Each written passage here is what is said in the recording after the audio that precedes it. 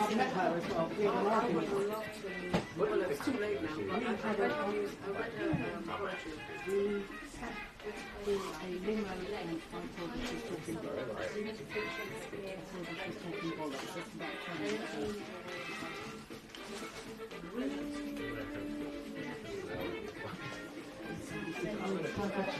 Yeah, so go to the back, go to the left, you see a door says fire exit. I'm done. 1, 2, 3. The impression I get is that she's always spoken in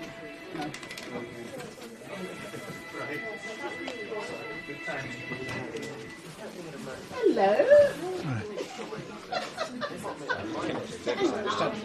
My face line remind me of your name. Janet, you messaged me. Janet! Hello. This is Janet Moore. That's good. Okay. I will put this one. I'm McQuay's neighbour, and it's a friend of mine visiting from the US. Okay, where are we Louisiana. Louisiana. Okay, I have friends who are originally Yeah. from Louisiana. Just to get the water. Oh, right. Yeah. Okay. Suzanne. We'll pass around. Huh? Will that pass around? Yes, it will. Okay. Yeah. I thought she was from Louisiana. Louisiana, DC. Right. That's She really was. Yeah. I'm from 6 hours north. Okay. Yeah. So I worked in the Suez Corporation. Did you? Yes. Oh wow! I love that. I love that. I love that. I was the only non-American. Oh wow! Do you want me to film because he's really professional shot? Oh, no, you don't have to. But I do want you to do something. I was already coming. I'm sure you would. I'm Steve. Yeah, nice to meet you. Tell me your name again. Janet Lawrence. Nice to meet you, Janet. It's my mother's name. That's home. Yeah. So you from the US as well? Yeah, I grew up in Cincinnati. Okay, I've been there as well. Yeah, we knew each other when we worked together in Dayton, Ohio. Okay. And then I've lived around in Chicago and Okay. lived here for about 18 years. Can I get a picture? Oh.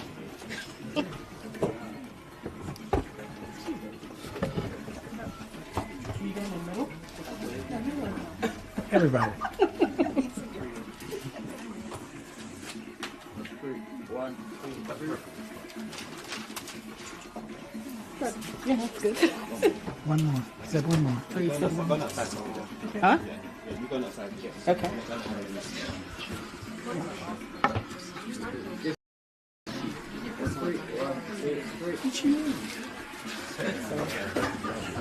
And I didn't have my eyes shut because everybody says, "Are you going to get paid?" I know. I know.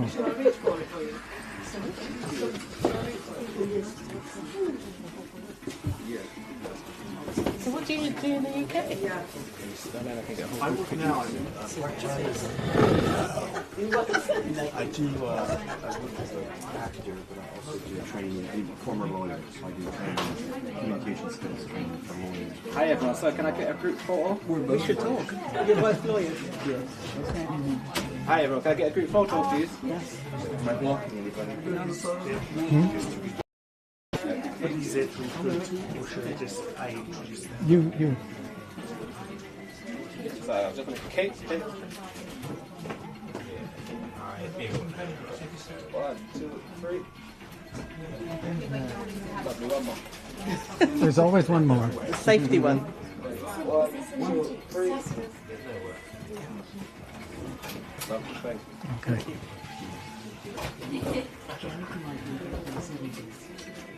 Yeah, you want to start with that? Yeah.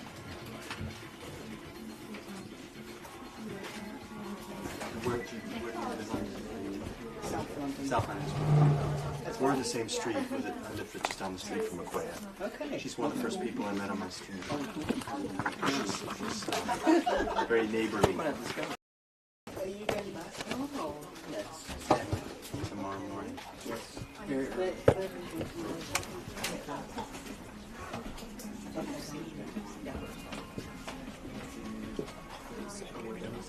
That's all right. You just heard me talking. Sorry, I can't remember something immediately.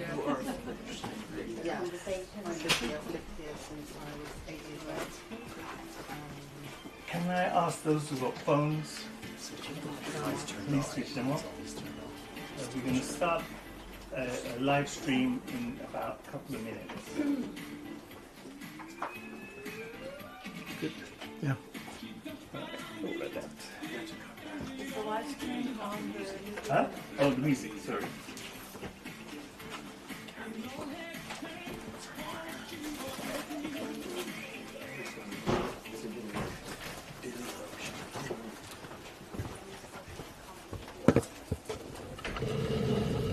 Is the live stream on the Facebook page or what? It would be the link that I sent out. You have to use that to see it on your phones. There are two leaflets in the window that has the links. Yeah, the one with the link on it. Yeah.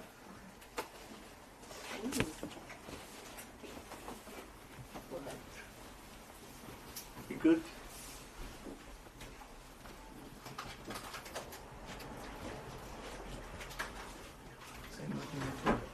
Someone in the toilet. Yeah, and then the Gus. Where's Gus? Gus, I'll wait just a moment.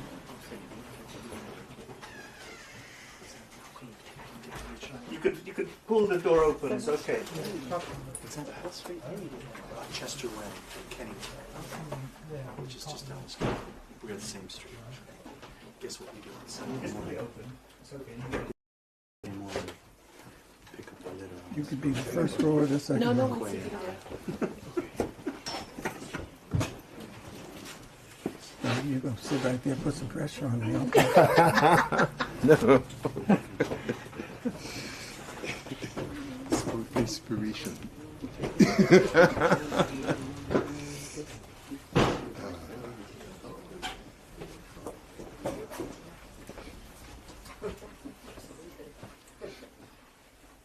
Good evening, everybody. Good evening.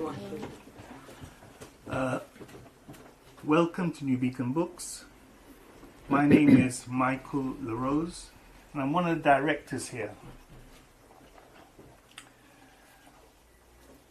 Abdul Al-Kalimat, longtime friend of New Beacon. We met in the International Book Fair of Radical Black and Third World Books from 1982 to 1995.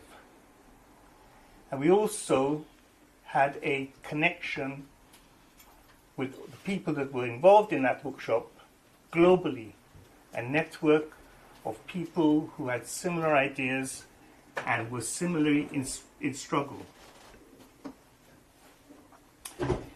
This year, New Beacon is going to celebrate 60 years of existence. And we welcome you to all the celebrations we're going to have between now and December. And our event today with Abdul, an important sharing of knowledge and sharing of strategy. And we need it in these times.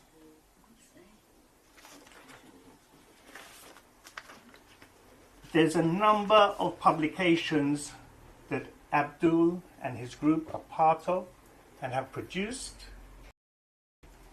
and some we have tonight.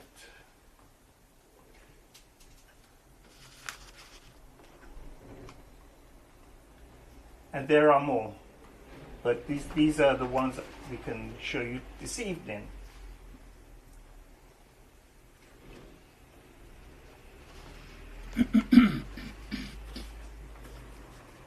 Let me tell you about Abdul. Abdul Al-Kalimat is an author, activist, and professor of African American Studies at University of Illinois, Urbana-Champaign. Is that how you say it? Champaign? Yep. Urbana-Champaign. His many titles include Malcolm X for Beginners and the History of Black Studies. He is currently working with the Southern Workers Assembly and we've invited him here tonight as part of our 60th anniversary celebrations. Please welcome Abdul Al-Kalimat.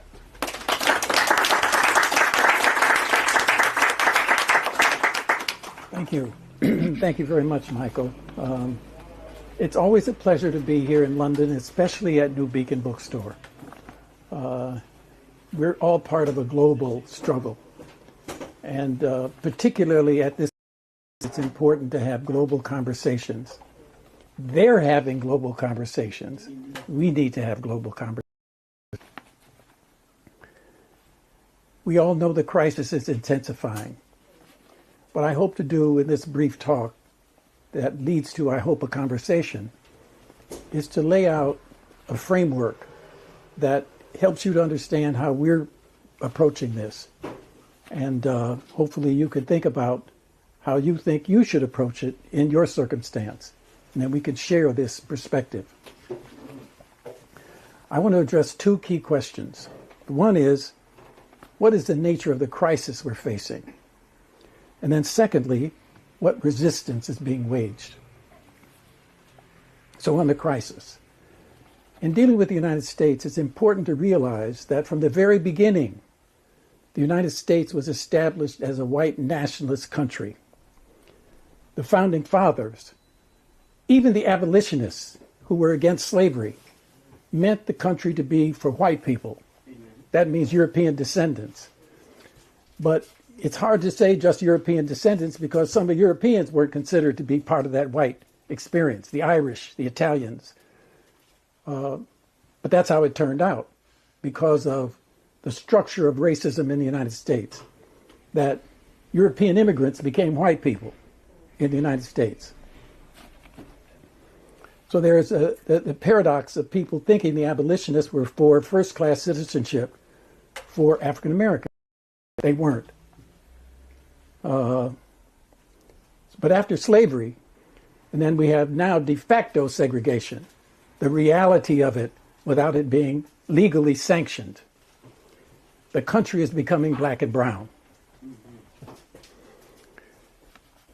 Currently, for people under the age of 18, 49% are not white. Workers between the ages of 18 and 34, again, 49% are not white. The demographers say that by 2045, that's less than 20 years from now, the country will not be majority white. So we're really at the last stage of this white nationalist thing. So when Trump says, "Make America great again," the truth of the matter is, from the standpoint of being a white country, it never has been great. But what we put forward for people when we talk to, for example, I gave a talk recently in Pittsfield, Illinois, which is in Pike County, a rural small town. And this told them, I said, I believe Make America Great Again. I'm for that. And they were surprised. And I said, but here's the thing. When you think about slavery, you have to ask yourself the question, were the slave owners or were the freedom seekers and the freedom fighters great? Was the Union Army great or was the Confederate Army great? In other words, there's a question about the struggle over history. That's the same question you all got to raise about this country here. There are aspects of it that were great. The freedom struggle, the people who wanted the society that we all might want versus the people who wanted the society that continues to oppress and exploit us. So this whole question of MAGA is really an important, it's like what the Cubans call the battle of ideas. And unfortunately, one of the things I'll say is that people often who have an ideological position of being progressive write off the majority of the population because the media presents it as the American people, when the reality exists that the majority of people are really with us. And so we have to engage in a struggle and a discussion. And that's something that we have to remind ourselves of. And and participate in. Now, also, there's this question of the police. Now, there's a link between Mississippi and Minneapolis. If you think about slavery, there were things called the slave patrols. These were people who were organized to search out the freedom seekers, the people who were escaping from slavery. That's really the beginning of the police system in the United States. So then you have today in Minneapolis, as probably you all have heard about, ICE, the organization of the U.S. government that really was assigned to protect the borders, to stop immigrants. And so they had a military frame of mind, and a military frame of mind which meant that in the military you shoot to kill the enemy. So that's how they were organized. But now they've domesticated them and brought them to Minneapolis. And so what you see in Minneapolis is turning the American people into the perspective of these people, treating them as if they were the immigrants. And one of the interesting things that happened in Minneapolis is it wasn't just black people that were being killed. Now they're shooting down white people. That created a turning point. And the community of Minneapolis responded in ways that were not anticipated. And I'll talk about that later when I talk about the resistance. All of this is happening in the context of the economic crisis, in what is now being called a K economy. And you know the letter K has these two vectors, one going up and down. In other words, polarization. The so-called big, beautiful bill that Trump and the Republicans passed in Congress exacerbated this polarization. The minimum wage in the United States, the federal minimum wage, is $4.25. How much is that in British money? £2. Okay, £3. That's for an hour's work. My Oyster card runs out too often for me. So I don't even, I don't keep up with how much it is, but I do know that I ran out and they put me in the minus. I had to scurry to, top it off.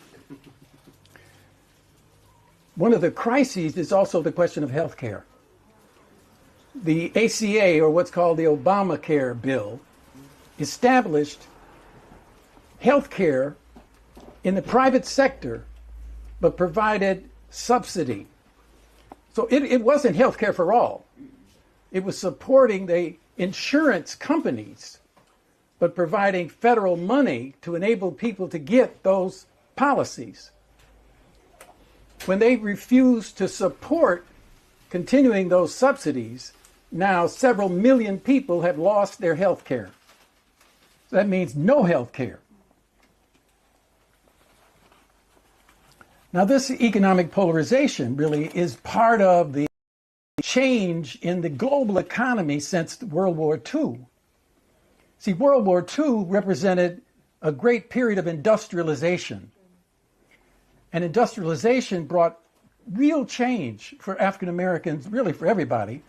But African Americans were able to migrate from the rural agricultural South to the urban industrial North.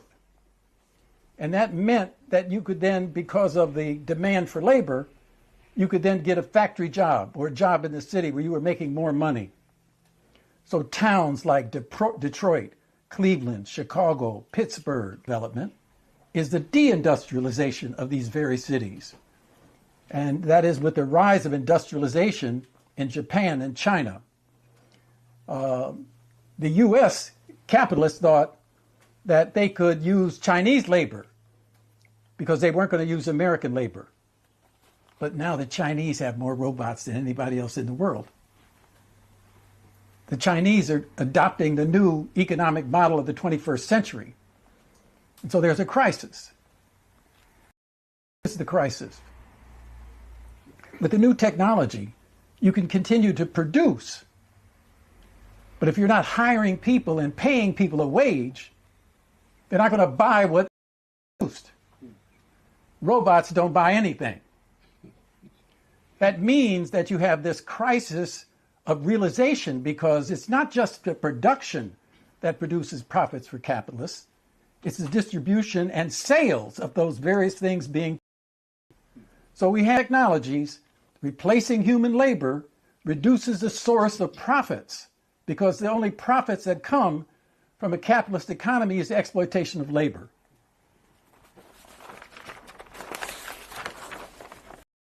Now, of course, this is not just happening to black people or to Latinos. This is happening to white people as well, which is a typical crisis that faces the American situation. So how does the capitalist control the thinking and the orientation of white workers, which has always been a strategic goal to keep the working class separated to prevent the struggle from developing against the capitalists? What's happening now is, you would call it ethnic cleansing, or the attack on DEI. To give you several examples of this, the National Park Service in the United States runs national parks throughout the country. As a result of the 60s, there was a re-examination of slavery. So national parks that used to just promote the description of the plantation big house suddenly was then extended to include the and the full understanding of what was happening in the nation. The new policies mean that the discussion of slavery is removed. There was a whole exhibit in Philadelphia included a discussion of George Washington being a slave owner. So was his wife. They inherited these slaves, etc. They took that down to protect George from being known as a slave owner. We're fighting this because the struggle around slavery and the remembrance of slavery, memory, is an important part of understanding what's going on in the country today. See, one of the things, you know, when DeSantis, who's the governor of Florida, when he then, and I told people, I shout out to him, you know, I give him some respect. Maybe people, what? You respect this guy? I said, look, when the devil steps out of the shadows, that wake everybody up. You know, in other words, some of us are regarded as radicals, always running off at the mouth, complaining about the society. Now everybody has to face what's going on. Tell you an example of what's happening in Florida today. All introduction to sociology textbooks have been deemed illegal. They have adopted at the state level, they've adopted an online textbook that was 700 some pages. They have edited it down to 200 and some pages. All discussion of racial and ethnic groups have been removed. All discussion of gender has been removed. All discussion of stratification has been removed, if you can imagine that. So there's a struggle over controlling the consciousness of people, and therefore every battlefront becomes important. Libraries, schools, the media. So these DEI policies, diversity, equity, and inclusion, is really what part of the struggle is about. And again, what's interesting is that there are a lot of people, like I'm an activist in Black Studies. Black Studies was a battlefront of the Black Power movement, 1966, Black Power. And we thought we were a new society, a new set of institutions. We did not understand at that moment how powerful institutions were. So once we fought our way in, right, they put the whammy on people and turned them into who they were. Because once you got in, you had to get tenure, and you had to get grants. And you also had to, I'm having a senior moment. Minimum, I'll think of it later. Okay. So anyway, DEI attacks. But of course, everybody today knows we're at war. And that's really the context for all of this crisis coming together. Because you could call it a war of choice. You could also call it a war that reflects the systemic orientation of imperialism, which is war-oriented, and war has been oriented in the United States since its inception. Crises that the capitalists face are the same crisis that we face, the environmental crisis. This puts us outside of the class struggle. It puts us in the struggle for the survival of the planet, for the survival of humanity. But it's important to understand what this MAGA philosophy leads to. It's leading to the reestablishment of the Monroe Doctrine. So there's a new sort of isolationism that's developing, where the United States is claiming that region of the world, South America, North America, the Caribbean, as its territory, basically assigning Europe to Russia and whatever else NATO can end up being, and then China for Asia. So we're really at a period where, with the end of international law from the standpoint of the United States and this regional organization, we're just at the beginning, and I really want to stress this, we're at the beginning of a barbaric stage of human history. You know, it's easy to say phrases like gunboat diplomacy and so on. I mean, you know, what does that mean? Gunboat, that minimizes the situation. No, this is an era of global barbarism where no rules apply. And that means all of us have to really begin to think seriously about the relative security that we all face. See, everybody in London under a certain age feels secure. Ukraine is over there. You know, if you're over a certain age, you remember when the bombs were dropping. I don't know, is there anybody still left? Hell, I'm old enough, so I know there's some people already. Okay, so, but that's something we should all think about. The world crisis is heading our way. And therefore, we have to pay attention to what we can do, not only to prevent it, but to survive when it happens. In Minneapolis, the community began to respond because of the immigrants who were hiding in their houses because they didn't want to come out facing ICE. People then started organizing food delivery. There was a whole delegation of about 300 people that went through neighborhoods singing songs, reaching out. So we all have to begin to think about new ways. Kate and I, my wife, we do deep water aerobics. Mostly middle-class white women and me. They started participating in demonstrations. These are middle-class white women who had never been involved in any demonstrations, who now are marching. So we're entering into a new period, is what I'm trying to say. Now, in addition, we have to think about not only the question of Venezuela, but Cuba. See, this is going to be a very important moment because it's been relatively comfortable for all of us who support the Cuban Revolution. But what's going to happen when the attack occurs? What are we going to do? How is that going to impact, for example, our understanding of what's going on in the Caribbean? In other words, Jamaica, Trinidad, bowing to the demands of MAGA. So we all have to think about this, not in relationship to those people over there, but to us. This is us.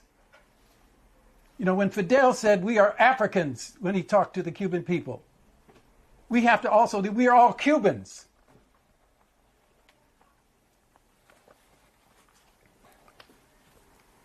Now, the other thing, of course, is the whole question of morality. And this is where what the Epstein thing, the prostitution and sexual violence against teenagers and 10 and 9-year-old girls. And the American population was, even the MAGA people were putting pressure for full disclosure of the Epstein files. This war has taken the Epstein files off the front pages. Not unlike war protecting Netanyahu. So we have to really pay attention to the continuing struggle of polarization, because if you look at the polls, there's not one issue other than maybe the question of borders that the American public agrees with Trump on.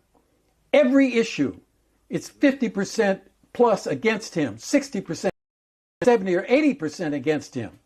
So the majority of people in the country, in terms of opinions, are against what's going on.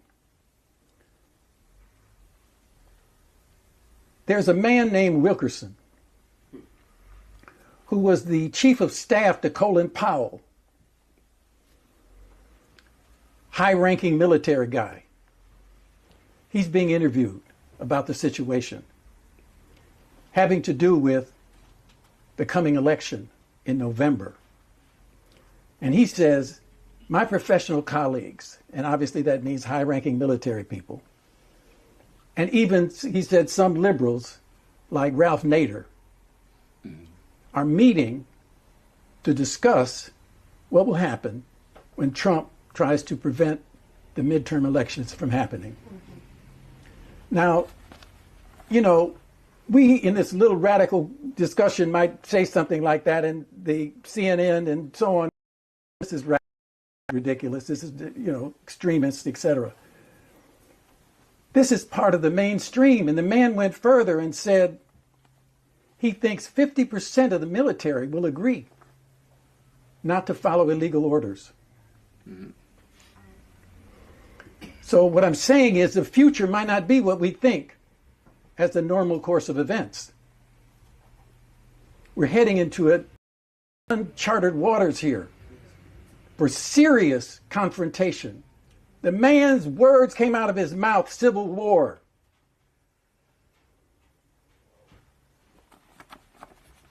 Okay, that's about the crisis. Now the resistance.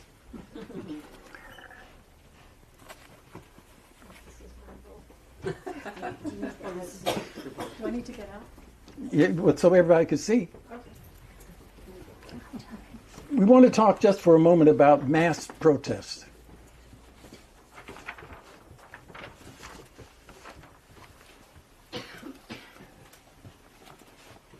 It's often thought that there's not a lot of resistance. I'm going to walk you through some of this.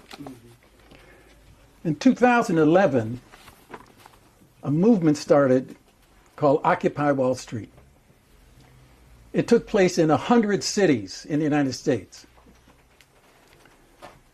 In 2013, 2 years later, Black Lives Matter jumped in over 200 cities in the United States. It became global.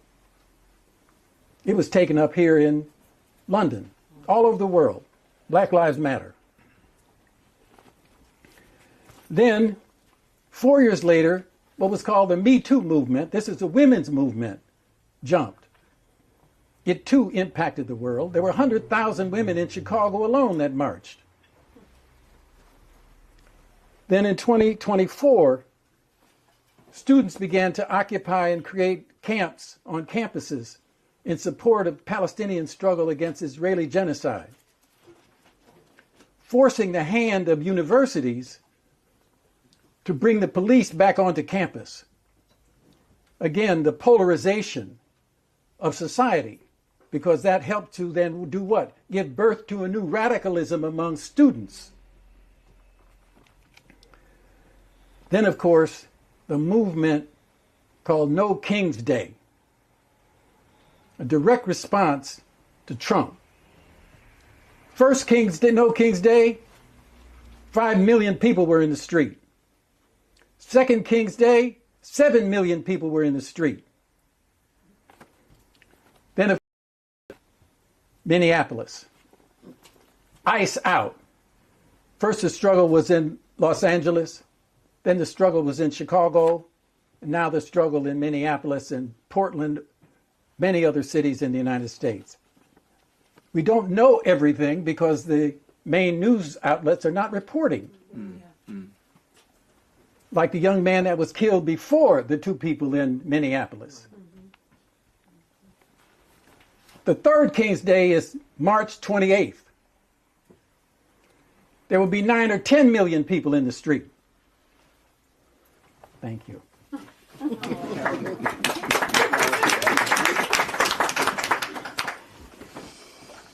The point that we're trying to make is that there is a growing and developing mass involvement in resistance.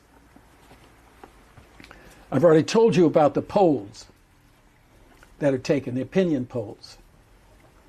But in addition to those anti-Trump opinions, there's a growing sentiment against capitalism and a growing sentiment, particularly among young people, for socialism. Now, of course, we know we haven't gotten to definitions. What the hell is capitalism? What the hell is socialism? But the point is that people are expressing, and particularly young people and black people are expressing opinions against what they have experienced.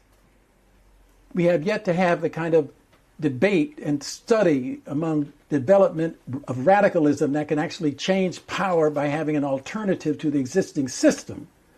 But we certainly have the development of opposition to what's going on. And that's a real step forward. Now, the media in the United States is almost totally captured and becomes a mouthpiece of the State Department, of the U.S. government. You know, it's like lies and lies and more bullshit and more lies. That's what we hear. I'm hearing a little bit of it on BBC too, by the way. The one public TV broadcast called MS Now does at least comment on the illegality of the Iran aggression. Then there's another program called Democracy Now, which is sort of a social democrat radical report and radical of the New York Times. But you hear some voices that you wouldn't hear any other way. And then, of course, there's whatever else is online. There's tremendous resources online. And one of the issues, of course, is that there's so much online that we don't have yet ways of filtering it so that there's a developing consensus about radicalism. We're still in our respective camps. And so one of the things I often ask people is, what are you reading? What are you looking at? You know, trying to find something better than what I got already. Another interesting thing that's happening in terms of resistance is that the election that's coming up in November, I think you all have election in May. In November, is that there are what are called swing districts in the United States. What happens in the United States is there are 2 houses of Congress. Senators are elected every 6 years. People in the House of Representatives are elected every 2 years. So 26 November, the entire House of Representatives will be up for a re-election. So it's a very important election. There are about 34 swing districts that are in play. And by that, it's what I mean by swing districts is it's not clear. There are no safe seats in those swing districts.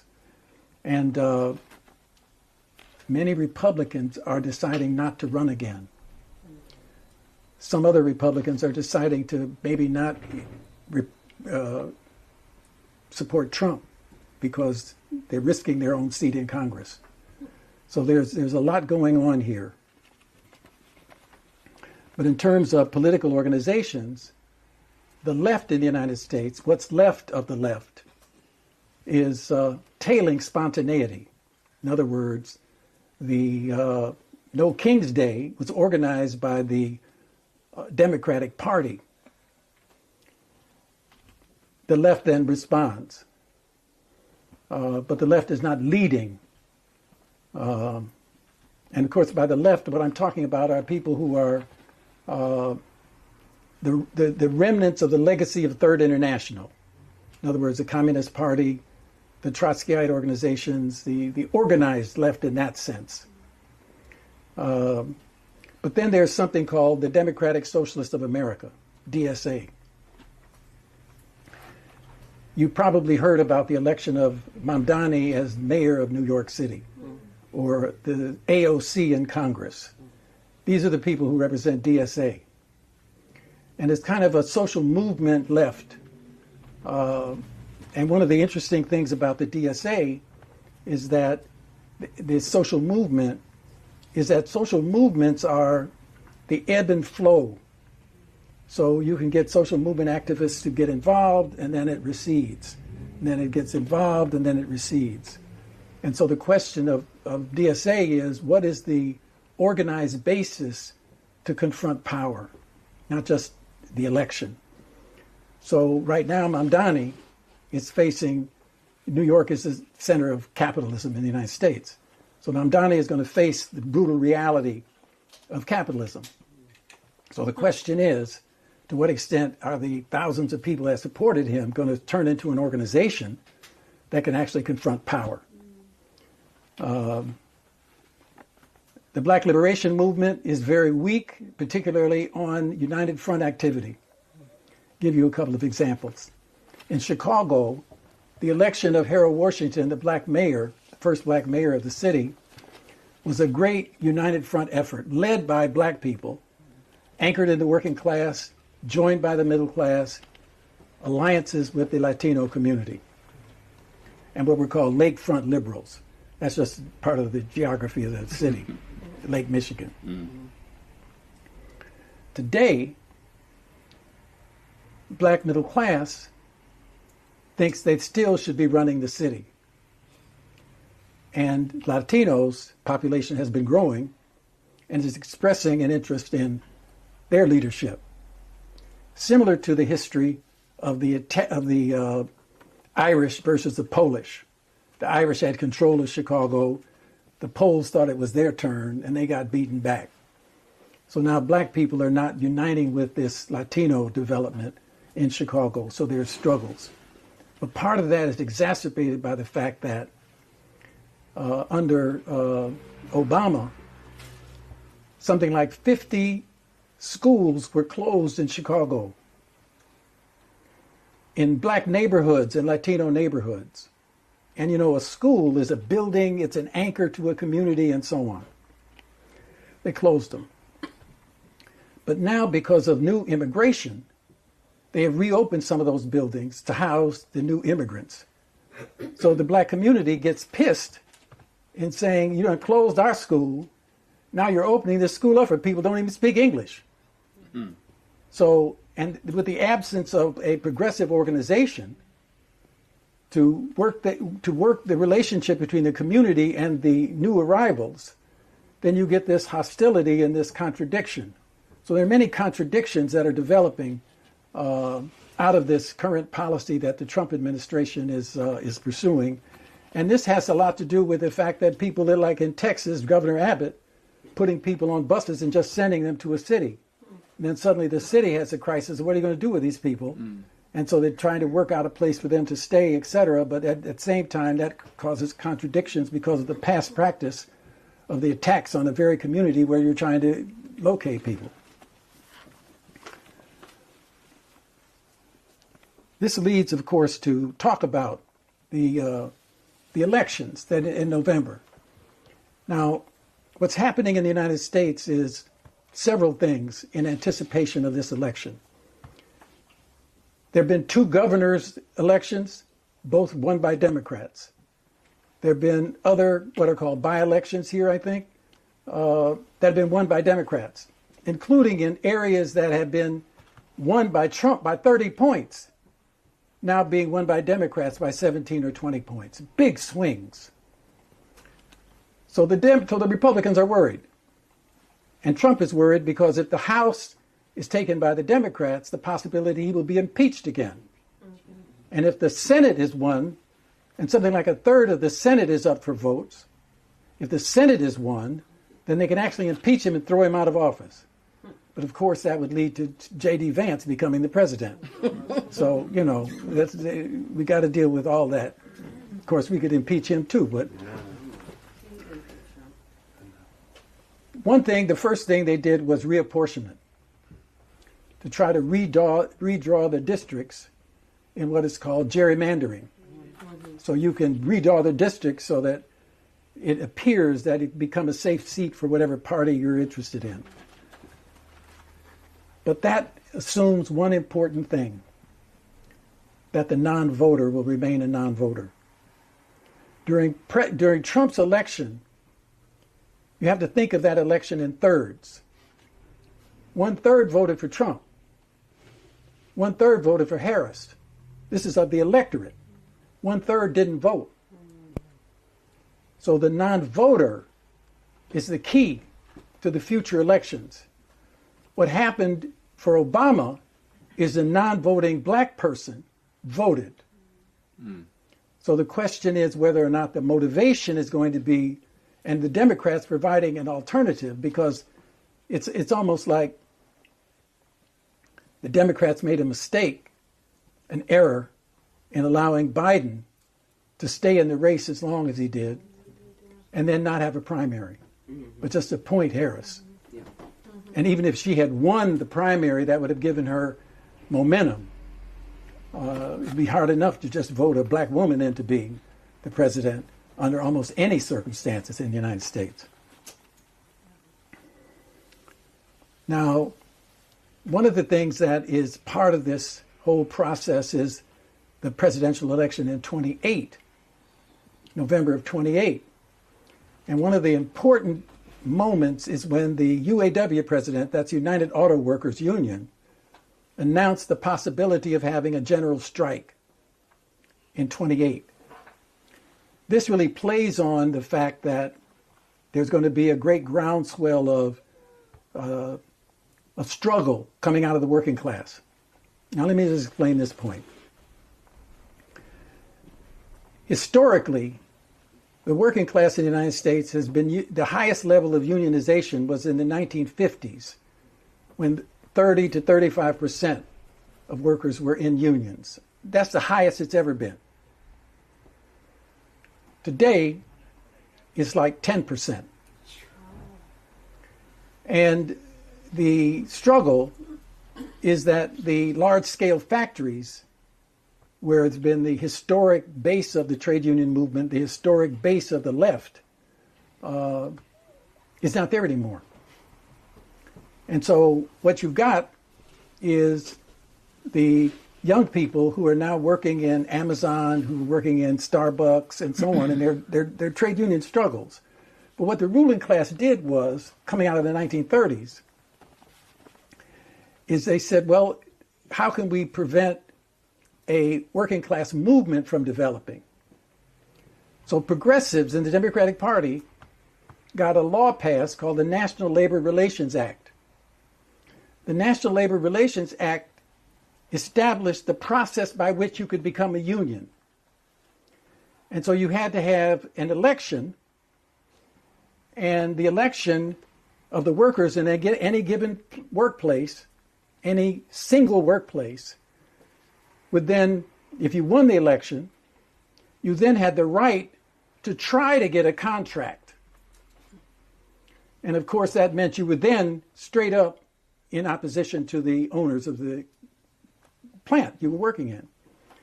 But what it had was the impact of separating workers from each other. So it meant you were in your plant versus some other plant. You might be making more money than them, although you might be in a more dangerous situation than them. But it fractured the working class from being a movement of workers to being a struggle of plant by plant, industry by industry. So the idea of calling a general strike is to reunite all workers as part of a class. And so the UAW is saying to all the trade unions, organize your contract negotiations to come due May of 2028. And so we can have then a broad response of the working class against this MAGA terror that's striking the country. And that would be in the spring before the fall election in November of 2028. And several national unions are beginning to do that. Nurses, teachers, others.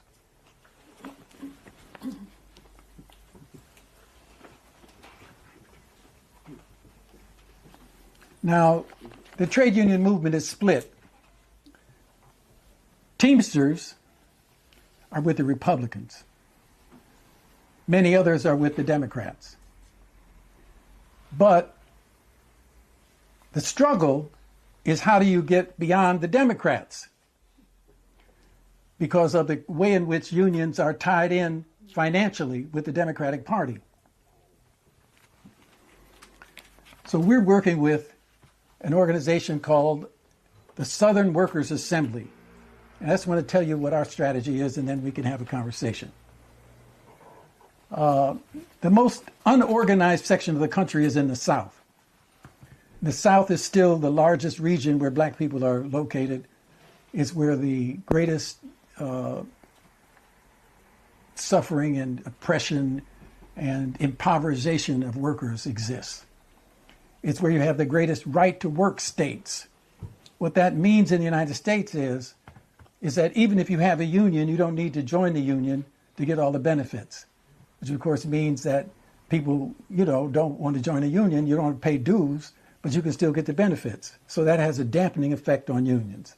And in many places, there are actually laws, state laws against public sector workers being in unions. That means anybody that works for the government. So sanitation workers for the city, all kinds of workers, you can't unionize. So in the Southern Workers Assembly, what we're trying to do is have a much more social justice orientation to building a workers' movement. The strategy is to organize workplace committees in multiple locations so that when we have any attempt to unionize, it's not one plant, but it's multiple plants. And the orientation is not just to the local leadership, it's the corporate leadership. Because what we're trying to do is develop class consciousness. What we talk about is there are 3 levels of consciousness. One is me consciousness. Your own health, your own, it's like when you get on an airplane, and it says, before you can help somebody, put your own mask on. So you have to take care of family. You have to take care of, me consciousness. Then there's we consciousness, your neighborhood, your individual workplace, etc. But then there's class consciousness. That's an abstraction that you have to have that helps you understand you're in unity with a broad group of people who are in opposition to the rulers of society. So that requires a higher level of consciousness to get to class consciousness. And that is a precondition for the kind of collective social action that we're trying to develop. So these workplace committees in any given city, in multiple places, come together to form a workers' assembly. You might even call it a Soviet. So a workers' assembly. And so what we're trying to do is we're trying to build a workers' movement. And right now in the United States, in the South, we've got 25 assemblies in 8 states. And in 27, we're going to be calling a Congress of Workers in the South. And so we anticipate that 1,000 plus workers will gather in the South to then create more workplace committees and more assemblies. And the whole idea, what's interesting is that what workers need is a collective consciousness and positive attitude toward power. Now, the right wing in the United States developed power at the local level in school boards, in library boards, in all kinds of local communities before developing at a higher level, and now they have a caucus in Congress. We don't have that. Many people on the left are alienated from the bourgeois state. To legitimate the state, to vote that way, is just to participate in the bourgeois legitimization of their control of society. And we have a different orientation. In other words, the question is, how can workers prepare to take power? How can workers prepare to have a program of transformation? That's really what we're talking about. Because ultimately, we're facing the possibility of disorder and chaos in society because the rulers are no longer abiding by traditional practices or law. But we have a chance because a majority of people are thinking, are opinionating with us. So even though I talked about the crisis, I just want to say I'm an optimist.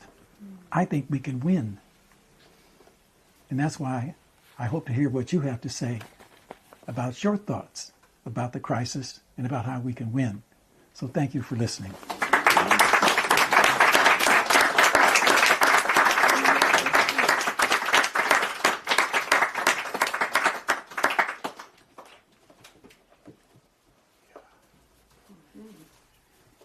So, yes.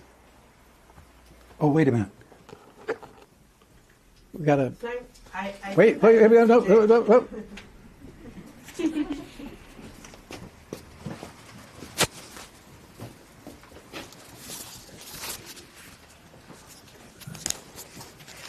Thank you.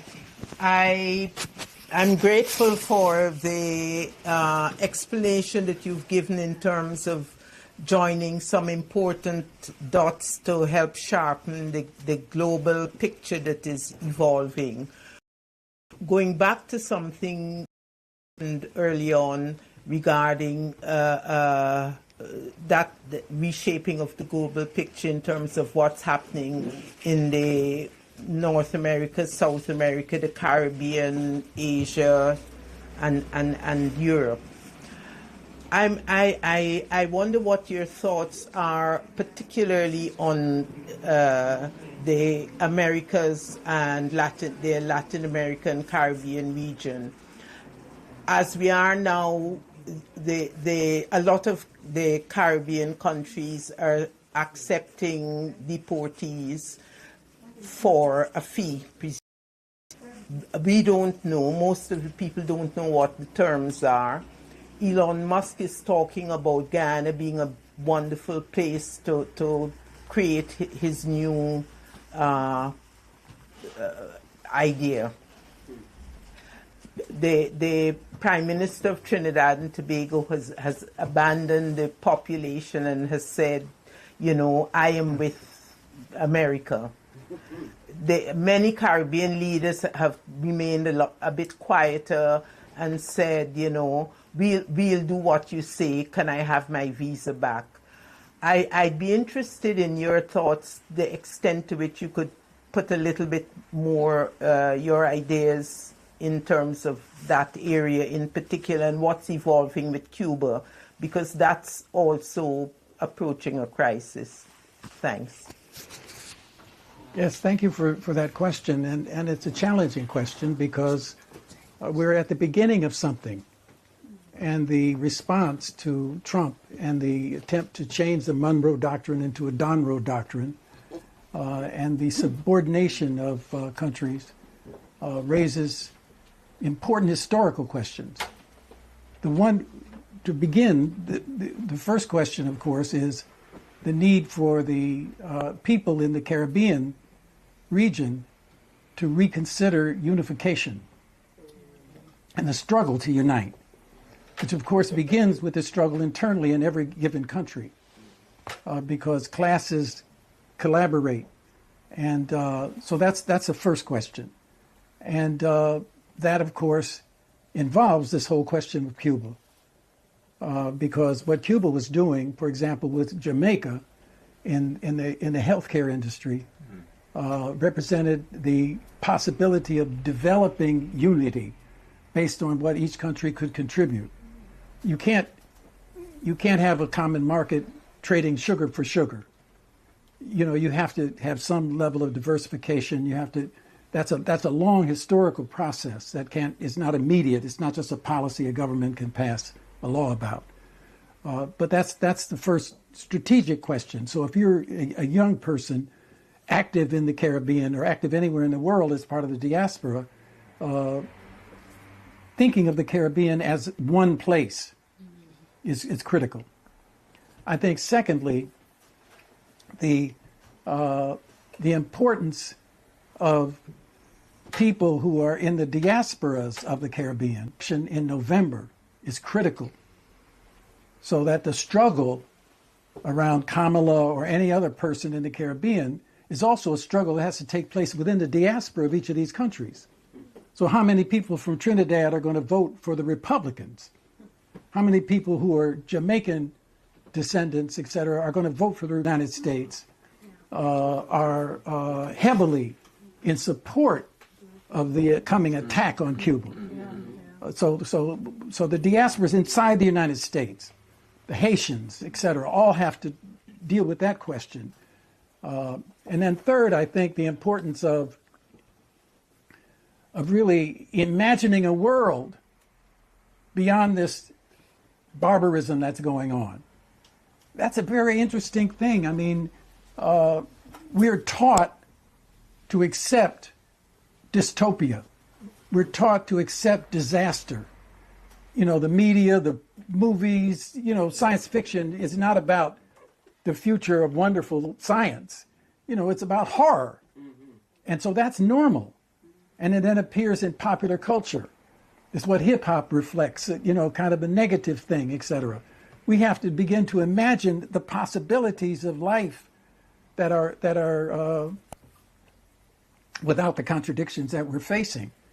Because if we can't imagine it, we can't have it. We have to imagine the possibility that we can solve the problems that we face.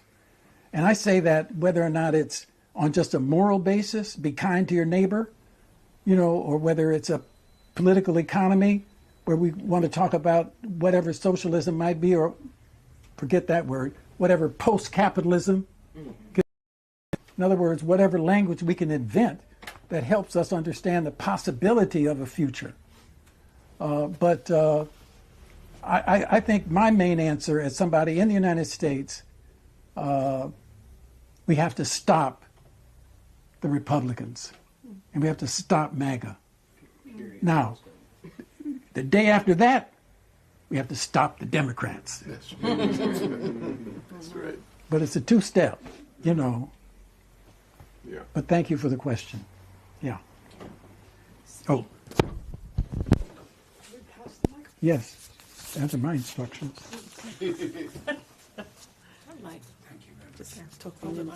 Okay, right. Hello. Thanks so much, Abdul, for that. And Kate, thank you. Speaking of first stopping MAGA, then stopping the Democrats, is it, can we use the Democrats to stop MAGA? And I asked this with James Talarico, who people talk about a lot in mind, and I ask it also with Jasmine Crockett, who people, you know, talk about a lot as two Democrats who are kind of making waves in a way. Thank you. Yes, it's a very important question because Democrats are a big tent. There's all kinds of people in the Democratic Party. So it's really a local question. It's not a national question. So that in New York they had Mamdani. And Texas has various people. So it's a local question. But the United States is structured around a two-party system.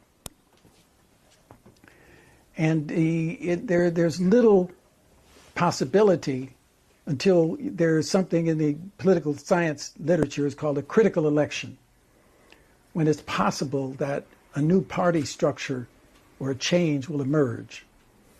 There was something several years ago called a Labor Party. It was really taking off, but it could not separate itself from the Democrats in running candidates against the Democrats. So we're now in a period of time where if it's possible to run as an independent, if it's possible to run as DSA, or if it's necessary to run in the Democratic Party. I mean, we all remember Jesse Jackson's campaigns in the Democratic Party. So it's what is possible. And that, it seems to me, is the real problem of not having a center of consensus building on the part of the left. Now, I don't want to be, idealist about it. I mean, I know there are real contradictions that why the left, whatever that word means in general terms, doesn't. But the fact that we do have real progress being made. I mean, there's something like 150 or more DSA elected officials in the United States. There are DSA people in Congress. There are independents in Congress. Bernie Sanders is one of them. But the way that the U.S. government is structured, like in the House of Representatives, it's a two-party structure. So whoever is elected as Speaker of the House, which is the dominant party membership in the House, that person determines committee representation of a committee. So it's about power. So even if you're an independent, you caucus with one of the two parties. You don't go off by yourself. Now the Republicans have something called a Freedom Caucus. Those are the fascists. But there's a number of people. Now we've got a Black Caucus, but the Black Caucus is not the cutting edge of representation of the Black movement. This more represents the social forces of the Black middle class, negotiating its role in the power structure and in the economy, which means that on any given number of issues, it's very progressive. But on other issues like the war or, maybe even Cuba, they may not have exactly a progressive position. So it's an important question you raise. And in other words, my answer is that it's not the Democratic Party.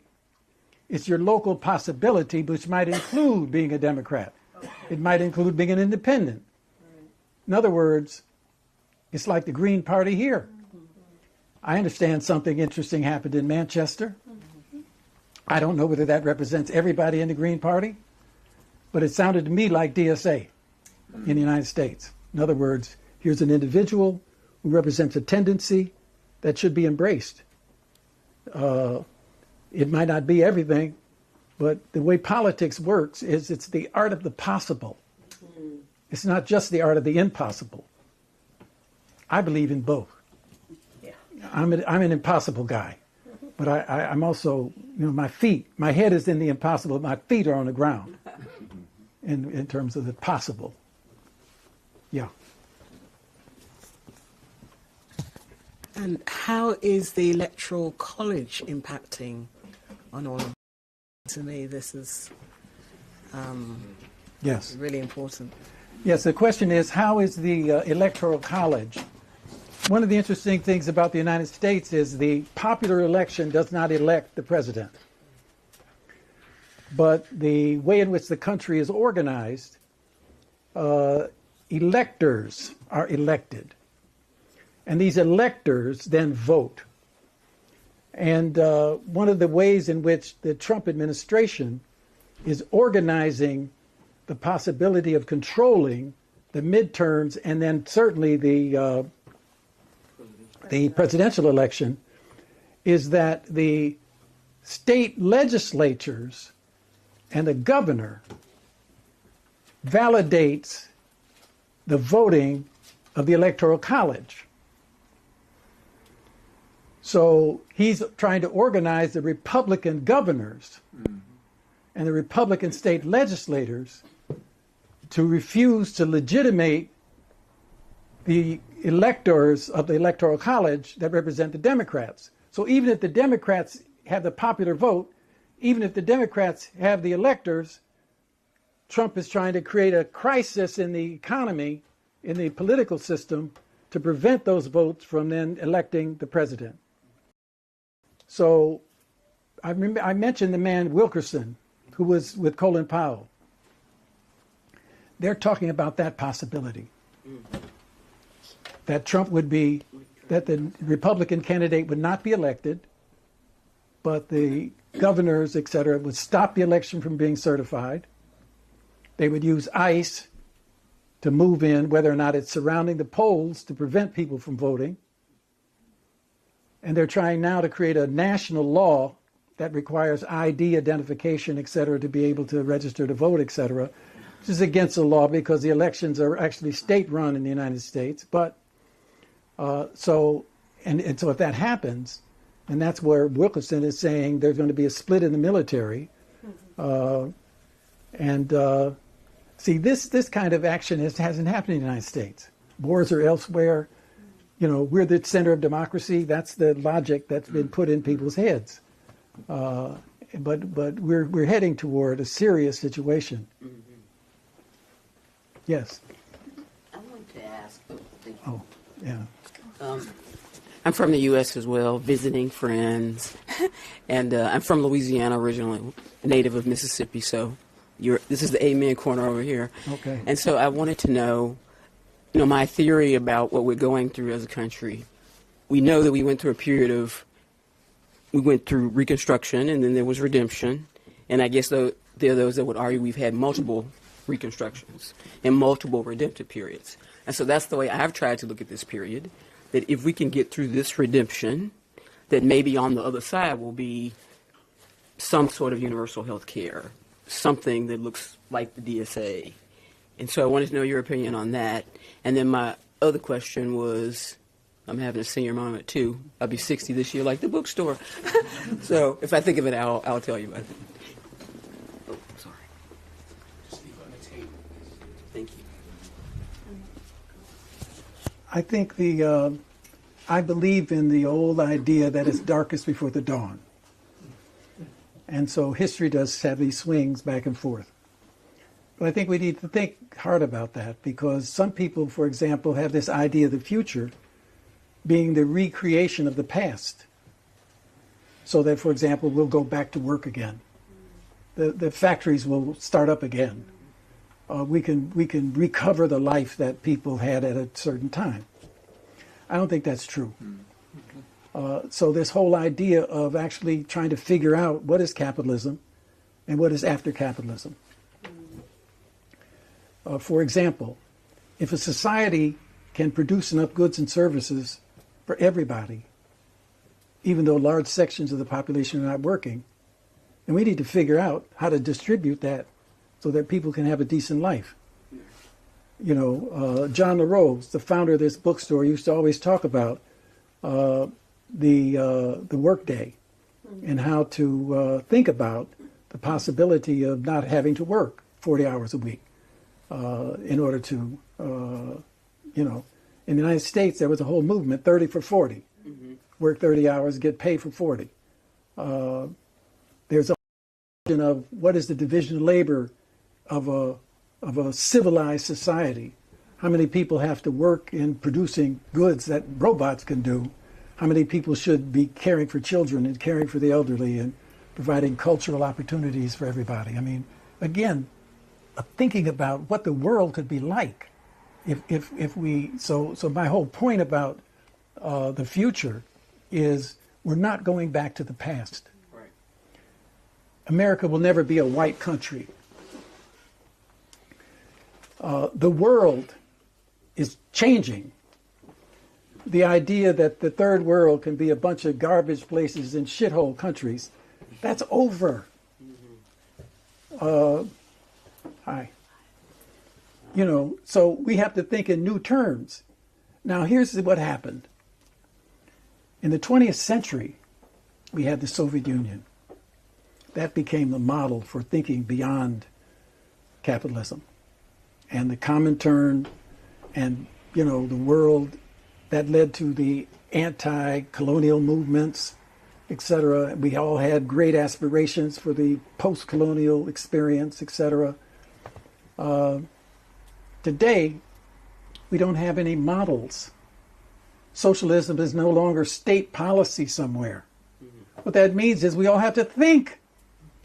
We all have to study. We all have to take responsibility for the future. That's a hell of a responsibility. Now you take the average worker and you tell that worker, the working class has to take over and run the society. That is so opposite of anything that anybody is being taught, anybody is being oriented. And the first thing they're going to say is, well, no, these are people, they let them run it. They're the lawyers, they're the big men, you know. And so we've got a lot of work to do.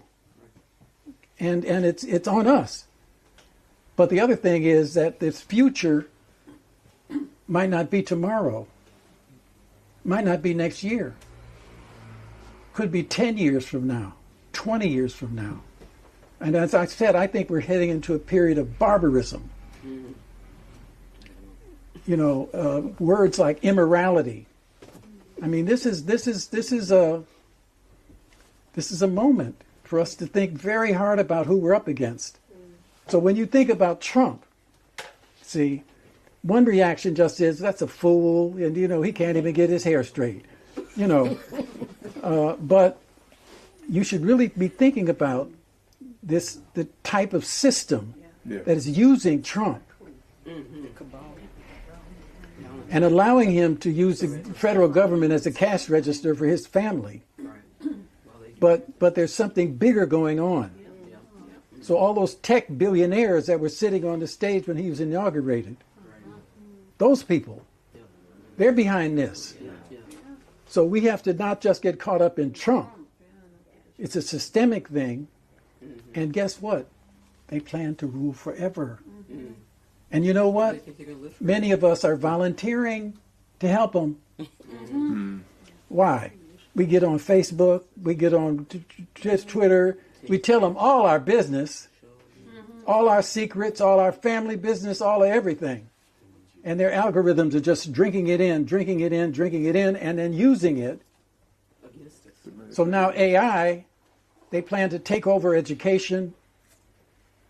Already a certain, very large percentage of news reports are being written by this software they've developed. That's why they can fire all the people that work for the newspapers and so on. All the more reason we need to be able to use it as well, though. Well, see, that's the interesting thing. Evil doesn't come as bad taste. Evil comes with sugar. Exactly. You know, so people like it. So, of course, it's useful. If it was in our hands, maybe. But I'm not so sure that what we want people to do is to not read books. You know, I mean, I'm not sure that we want AI to create the music. I think we want our kids to learn musical instruments and learn how to sing. I mean, we're human beings. And so AI is taking us away from our humanness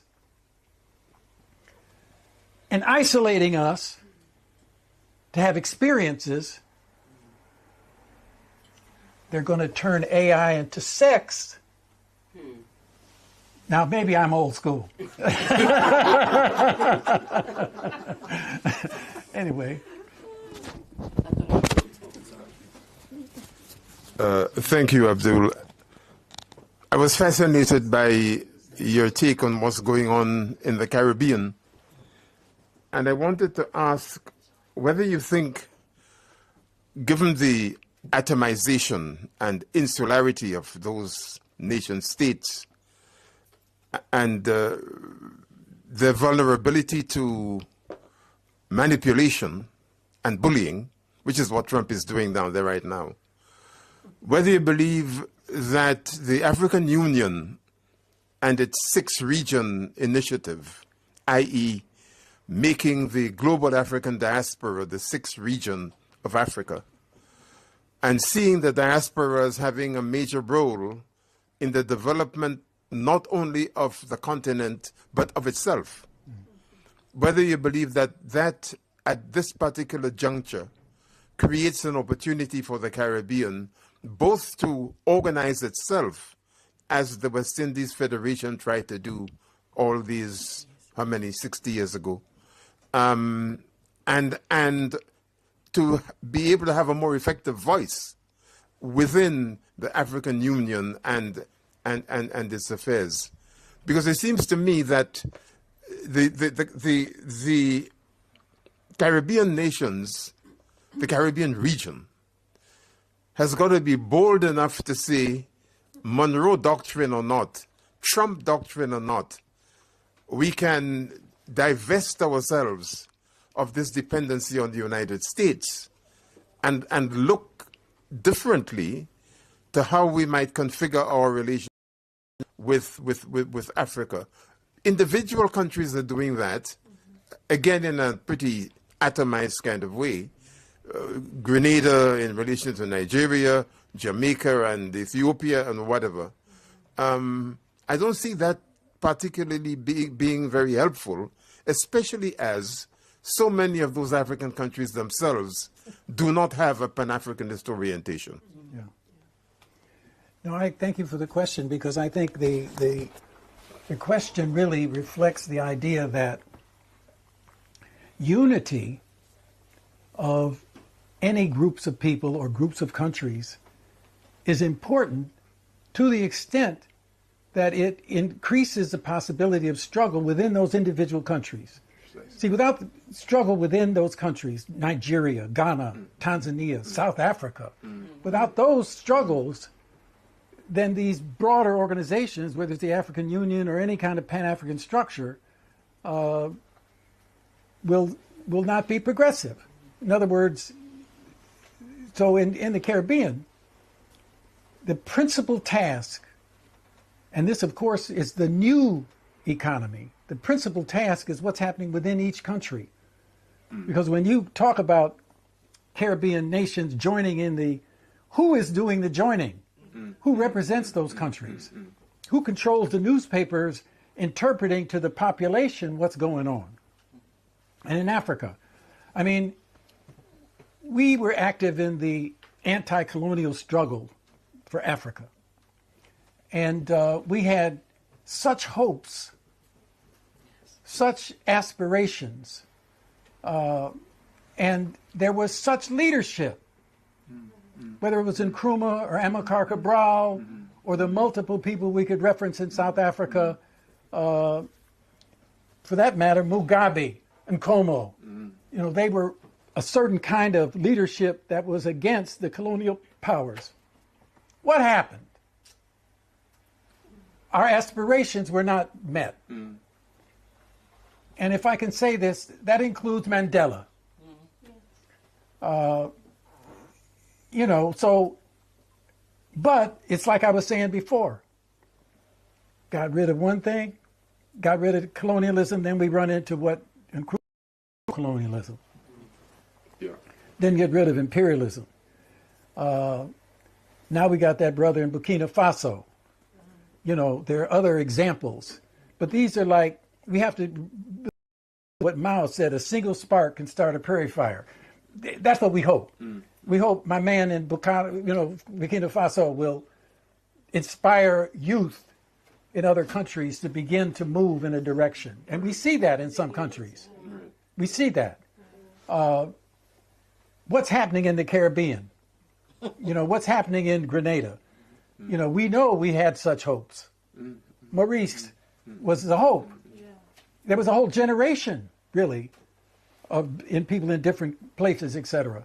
But that's the issue. The issue is class struggle every goddamn where. And you can't escape that. And the first step is to expose the nature of the colonial work.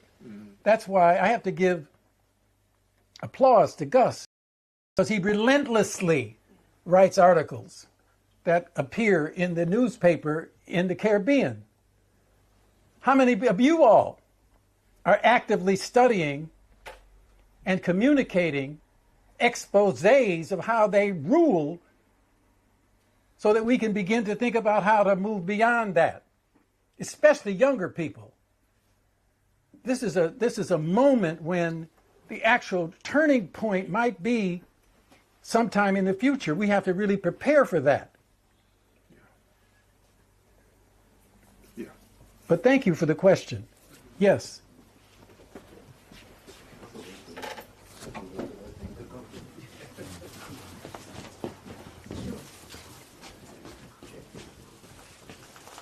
here in front of me. Just hold it in front of him. Abdul, one individual general, Winkleson, one individual general, when the first boat was bombed was shut out in Trinidad, off the coast of Trinidad, one African American general resigned because he said that I am not in this army to murder people in America, because we're trying to get that here in Europe and in Africa. Yeah. So where is the moral compass at present? My second question is, you've identified class consciousness in the Americas, South America, the Caribbean, Central America. So what is happening with class consciousness amongst workers in America that identifies with the class consciousness in the wider region? Thank you. Well, to your first question about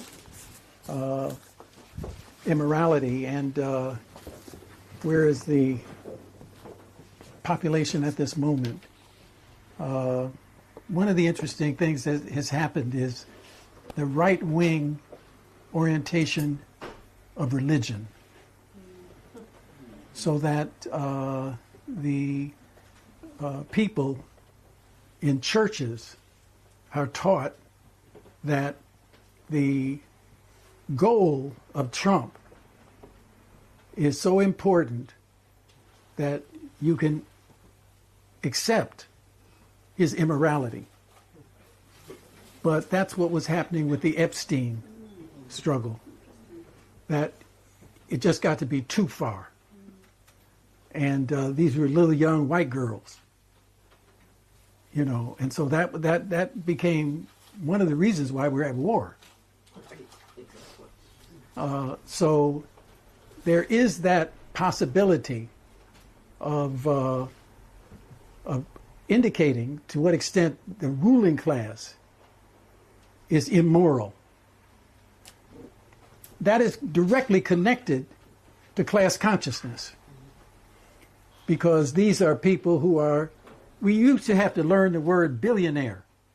Now we have to learn how to say trillionaire. So there are trillionaires in society, and there's sections of cities that are dancing around the golden calf, to use a biblical reference, you know, while mass suffering is going on and people are starving. Again, immorality. What's moral about that? And of course, that's part of the crisis that's happening in colleges and universities, is how do you teach law or business and prepare people to be part of that kind of polarization. And to aspire to be part of that means, of course, you have to go along with the exploitation and oppression of people. It's not like independent. On the question of, it's a very interesting question of solidarity of workers, particularly in the United States, particularly true with the Latino population and immigrant workers from South America. Now, one of the things that happened, one of the first studies that we did in the Southern Workers Assembly is of meat packing. Because what has happened in the United States is meat packing has been decentralized. It used to be centralized. Like in Chicago, used to be a major center of meat packing, and all of the main meat companies were located there. The stockyards was there. The railroad brought animals in and then sent out processed meat products. That's decentralized. So that, and in a lot of these places, there were immigrant workers being hired. And then when the pandemic hit, those meatpacking places were one of the main centers of people getting sick. And so, and then later today, ICE is cherry picking people. So in both those instances of the pandemic and then the ICE raids, increasingly people are rising in support of their co-workers and so on. And that's raising consciousness about, well, why are these people here? How do they fit in society? the lies that Trump and them are saying, because we know these people, they're our neighbors, they're our co-workers, they're not enemies, they're not criminals, they contribute to society, et cetera, et cetera. So there are those examples of how class solidarity is developing. In the broader sense, however, independent of those immediate practical things, even black people are not exactly internationalists when it comes to accepting immigrant workers and accepting solidarity with workers in other countries. And this is a heavy, heavy point, because if you go back to the period of the 60s, and whether it's SNCC or whether it's the Black Panther Party or whether it's the African Liberation Support Committee or any number of other organizations that tried to develop this global solidarity and had direct relationships with people in these other countries. You know, Maurice was part of African Liberation Support Committee with us. You know, and the people who were students at Howard University and went back, there was great connection. That's not happening as much. So we've got a lot of work to do in that respect. Yeah.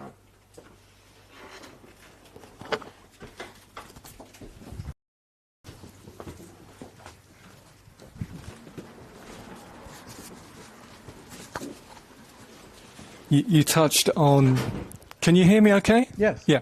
You touched on the way that words have become inadequate, that we need to invent new terms, new epithets, and new certain things. The kind of conjunction